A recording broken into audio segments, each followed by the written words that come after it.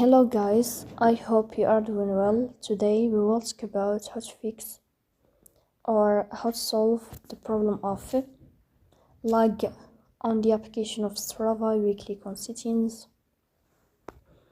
Here we click on apps, default apps, app settings.